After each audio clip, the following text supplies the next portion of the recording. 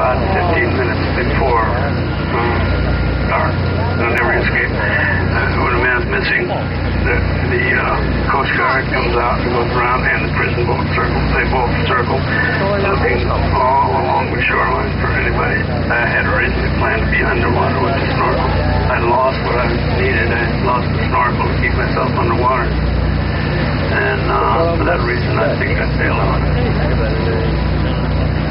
If he had been able to hide in the dark, he would have had a long, cold swim.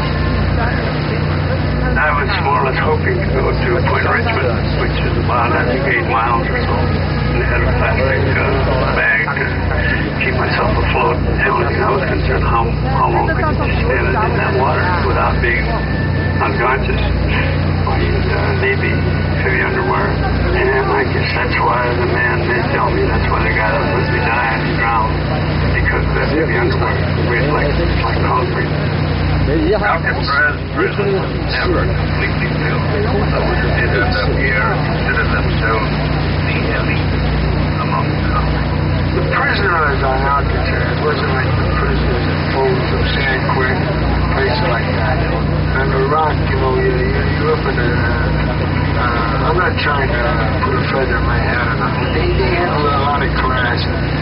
You could say they were a higher caliber of criminals. They were more or less professionals, people who were on mail trucks and banks and so forth. Some were for murder, cut above average, the average criminal. Robert Stroudenberg, man, Al Capone, Nicky Coleman, Frankie Garbo, they just sit there stupid like I was. And that's the way most of the Indicons felt about, because everybody was the same on the rock. As we come around the island, look at the 3-story guards barracks above the landing dock. You'll also see a metal frame tower in the right corner of the dock. The tower that you see is the dock tower. It was manned 24 hours a day. It had a large group of weapons. It had a 30-06 rifle, 30 caliber rifle, a tear gas gun, 38 revolver. Men were shot and killed from that tower. On the walls of the guards barracks, you can still see writing from the Indian occupation of 1969 to 1971. Look for the words Indian land and Indians welcome. A group of 89 Native Americans claimed the island, held out there for 2 years. Historian John Martini is here to explain what happened. They claimed Alcatraz under an old treaty that said that male members of the Great Sioux Nation could homestead unused excess federal property. It was the first time in nearly a century when Indian of all tribes had gathered together for a common purpose. In the end, the Indians were forced off the island. They were probably the only inhabitants of Alcatraz ever to leave unwillingly. For everyone else who had lived there, getting off the rock was an obsession. You cannot take away from a man the thought that he wants his freedom. I can see out the window at night time, and you can see kind of over by the Berkeley coastline there, and you can see all the lights over there. There's everything I want in my life, and it's there. It's a mile or a mile and a half away, and yet I can't get to it. Alcatraz is now part of the Golden Gate National Recreation Area. It attracts more visitors every year than almost any other national park site in America. Visit it year-round, and unlike the men whose voices you've heard today, you're not being when you're ready to go.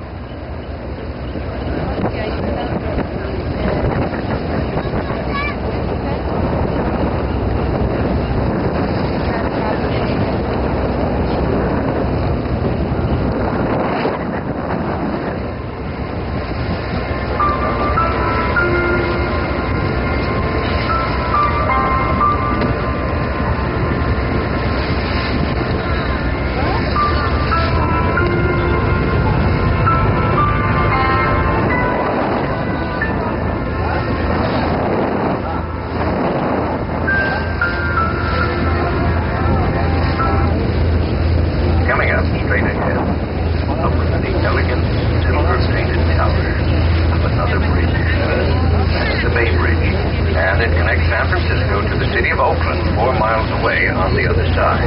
The Bay Bridge is 1 year older than her more famous and more colorful sister, the Golden Gate.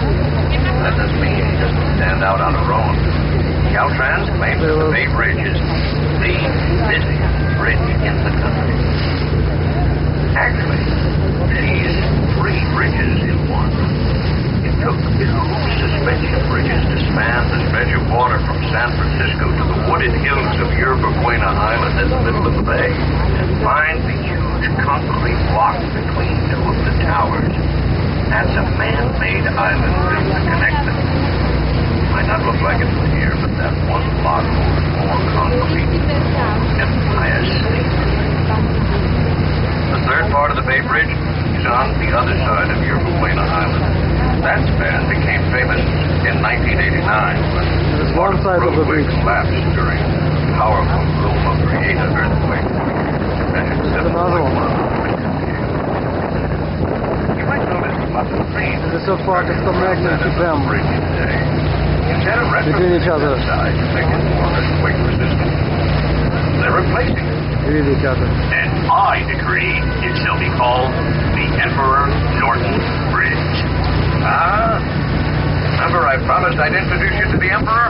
Oh, I didn't forget. Well, here he is. Joshua Norton, Emperor of these United States and Protector of Mexico. Joshua Norton, a San Francisco eccentric who declared himself Emperor in the 1860s. He'd once been a rich businessman. When he lost all his money, some say his sanity went with it. He strutted the city streets in a formal uniform, complete with a magnificent plumed hat, issuing royal proclamations. Since this is San Francisco, everyone knows. They say I have lost my way, but it was I who first ordered that a suspension bridge be built on this very spot to connect the 2 great cities of Oakland and San Francisco on the 18th day of August in 1869. It took a little while, but you can see his proclamation came true. Emperor Norton was also the first to officially ban the use of a word the local San Franciscans despise. You might have heard this word used even today, but I warn you, never repeat to anyone. San Franciscans are respected, even famous for being tolerant. But there is just one word they will not stand. Whoever, after due and proper warning, shall be heard to utter the abominable word, prepare yourselves, is going to utter the forbidden word. Fresco shall be deemed guilty of a high misdemeanor and shall pay into the Imperial Treasury as penalty the sum of $25. There's another nickname San Franciscans do. They call their city the city. City with a capital C. The city. As if it's the only one. Then again, there really isn't any other place quite like this city. So perhaps not.